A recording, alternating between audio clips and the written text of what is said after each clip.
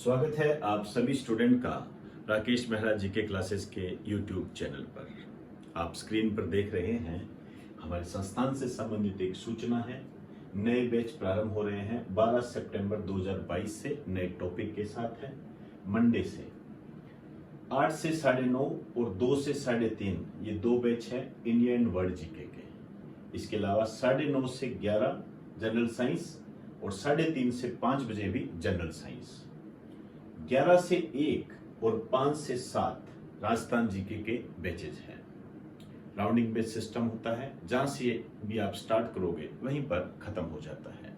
कोई भी जानकारी लेनी हो 9783929576 9950061573 ये दो नंबर है, यहां से आप कांटेक्ट कर सकते हो। अब मैं आज की एक इंटरेस्टिंग न्यूज के बारे में आपको बताना चाहूंगा। आपको ऐसा लगेगा कि ये एग्जाम में नहीं आ सकती, लेकिन ये एग्जाम में आने की ताकत रखती है, इसको नजरअंदाज नहीं किया जा सकता। बताता हूं आपको। भारत में पहली बार विवाह विच्छेद समारोह, मतलब तलाक का एक समारोह आयोजित किया जा रहा है भारत में पहली बार। ये जो टॉपिक है, आपके जो सामाजिक स्तर होता है, आप देखिए सामाजिक जीवन पर आपके क्वेश्चंस आते हैं। आरएस हो गया, आईएएस हो गया, तो सोसाइटी के बारे में आपको जानकारी रखनी होती है। सोशल साइंस भी आप पढ़ते हो, तो उसी दिशा में यह एक टॉपिक है और यह हमें बताता है कि हमारे समाज में देखिए किस तरीके से बदलाव आ रहा है। बदलाव, आप लिविंग रिलेशनशिप नाम सुनते होंगे, तो अपने आप में क्या है, वो बदलाव है। उसी तरीके से आप देखिए विवाह विच्छेद, मतलब एक तरीके से आप कह सकते हो तलाक। तलाक की खुशी जाहिर की जा रही है और एक इसके लिए बाकायदा समारोह का आयोजन किया जा रहा है। और ये आयोजन किया जा रहा है 18 सितंबर 2022 को भोपाल में, जो कि मध्य प्रदेश की राजधानी है। 18 जोड़ों की शादी टूटने और नई जिंदगी शुरू करने का जश्न मनाया जाएगा। समाज का बदलता स्वरूप है। अब ये सही है या गलत है, आप अपनी राय मुझे कमेंट बॉक्स में जरूर दें। आपके अच्छे कमेंट्स जो कि एक नई बात कहेंगे, उनको मैं इस चैनल पर लाने का प्रयास करूंगा। आप अपनी बात कहें, लेकिन तथ्यों के साथ बात कहें और एक स्टूडेंट की तरह कहें। भावनाओं में बहकर बात ना करें प्लीज। आप अपना भी टाइम वेस्ट करोगे और मेरा भी टाइम वेस्ट करोगे। भावनाओं में बहकर बात ना करें।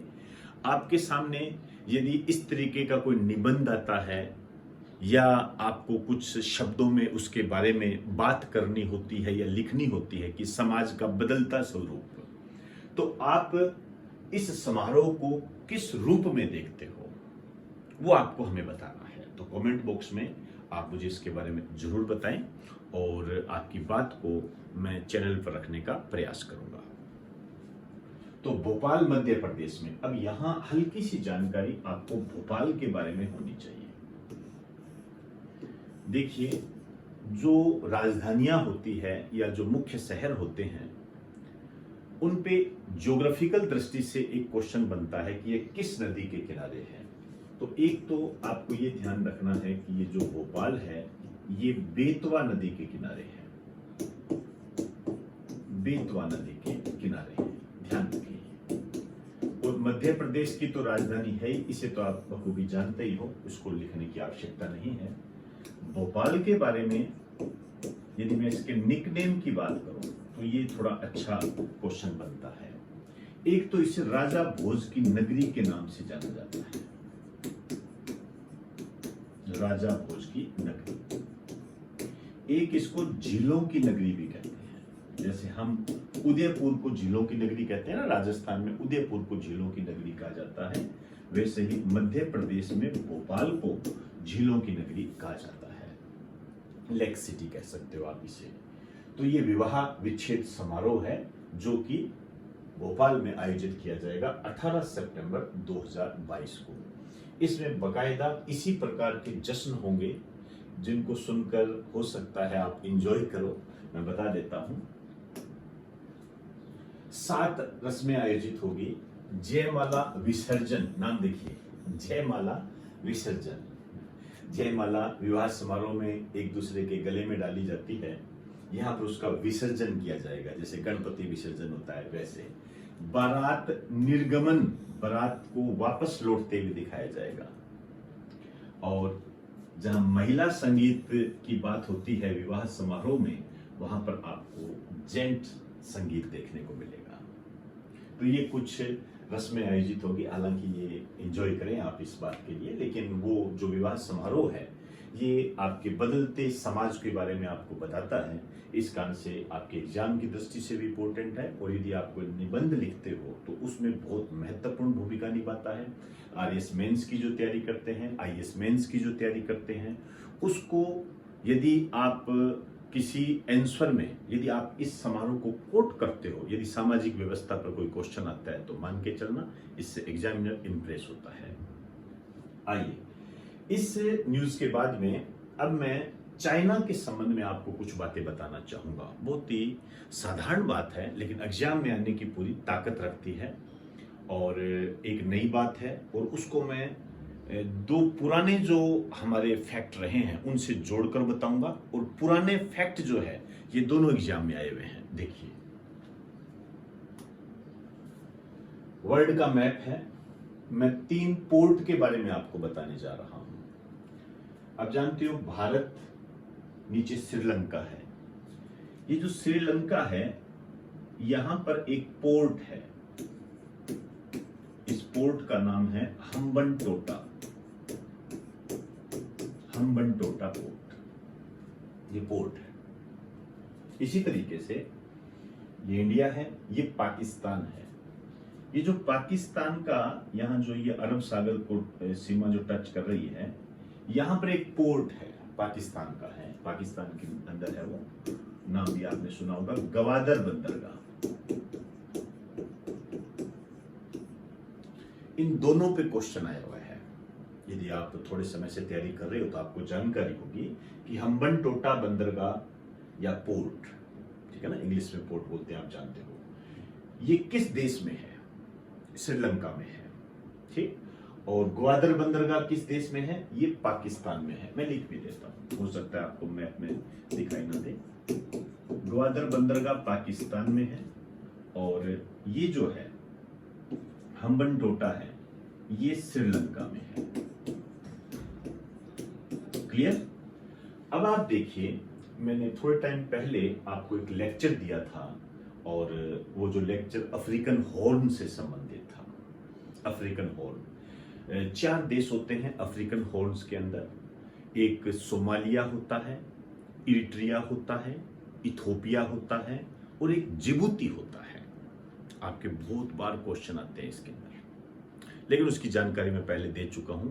मैं यहां जिबूती के संबंध में कुछ बात करने जा रहा हूं। जिबूती बिल्कुल लाल सागर को टच करता हुआ देश है, छोटा सा देश है, आपको यहां दिखाई नहीं देगा।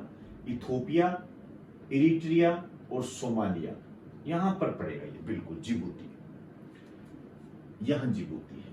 ये जो जिबूती है, यहां पर एक पोर्ट है,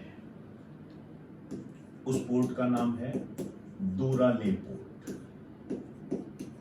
दोराले पोर्ट, तो ये जिबूती का है, मैं लिख भी देता हूं, जिबूती का, अफ्रीकन कंट्री है। अब इन दोनों पे क्वेश्चन आया हुआ है, ये नई बात है। इस दोराले पोर्ट पर चाइना अपना नौसैनिक अड्डा स्थापित कर रहा है। नौसैनिक, नेवी यहां लेकर आ रहा है। इसके लिए इसने इस पोर्ट को लीज पर लिया है, जैसे उसने श्रीलंका के हम्बनटोटा बंदरगाह को लीज पर लिया था, जैसे वो पाकिस्तान के ग्वादर बंदरगाह पर ये अड्डा स्थापित कर रहा है। तो ये आप ध्यान रखें। मेरे कहने का मतलब है कि ये जो तीनों बंदरगाह है,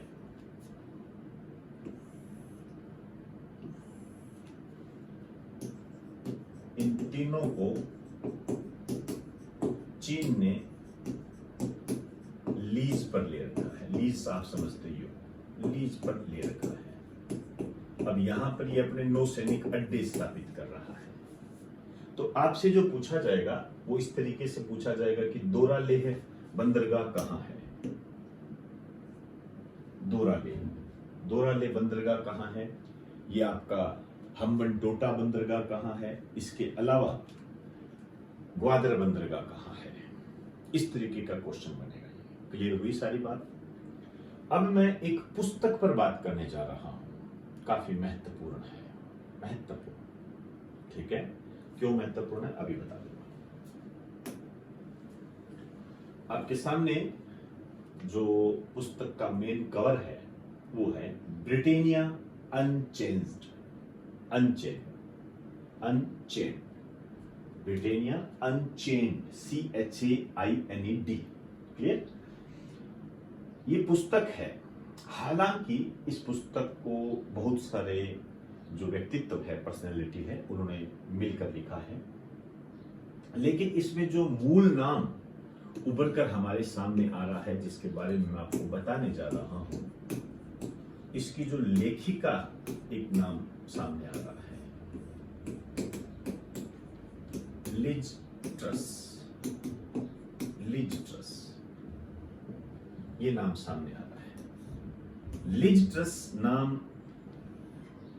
आपने सुना है, और जिन्होंने नहीं सुना है तो मैं कहूंगा अपनी तैयारी करें ढंग से, अपनी तैयारी करें ढंग से, यदि नहीं सुना है तो। आप जानते हो अभी ब्रिटेन में राजनीतिक परिवर्तन हुआ है, मैंने बताया भी था इसके बारे में। ये ब्रिटेन की नई प्रधानमंत्री है, याद कीजिए, ब्रिटेन की तीसरी महिला प्रधानमंत्री। पहली मार्गरेट थैचर, दूसरी थेरेसा मे, मैंने बताया था आपको ये, तो ये ध्यान रखिएगा। तो एक बार आप इसे नोट कर लीजिए। तो दोस्तों, आज मैंने आपको एक समाज में जो हमें बदलाव देखने को मिल रहा है उसके बारे में मैंने जानकारी दी, और चाइना किस तरीके से हिंद महासागर में अपने आप को बढ़ाता चले आ रहा है, जो कि भारत के लिए एक चिंता का विषय है, उस पर मैंने बात की। आपके एग्जाम की दृष्टि से तीनों पोर्ट इंपोर्टेंट है। बुक पे क्वेश्चन आते हैं, और ये बुक जो है मैंने हाल फिलहाल एक ऑडिटोरियल में देखी थी। आपको यहाँ पर यह भी बता दूं कि ये जो ऑडिटोरियल होते हैं ये हमें यह बताते हैं कि यह हमारे लिए टॉपिक इंपॉर्टेंट है, तो ऑडिटोरियल हमेशा पढ़ा करें, और उसके अंदर जो भी आपके फैक्ट्स होते हैं उनको नोट कर लिया करें। जैसे मैंने आपको इस बुक के बारे में बताया है, इस बुक का नाम बिल्कुल एक ऑडिटोरियल में आया था, जिसमें ब्रिटेन में जो परिवर्तन है, राजनीतिक सिस्टम है, उसके बारे में बताया गया है। तो दोस्तों, इन्हीं शब्दों के साथ आपसे इजाजत चाहूंगा। आप सभी को मेरा नमस्कार।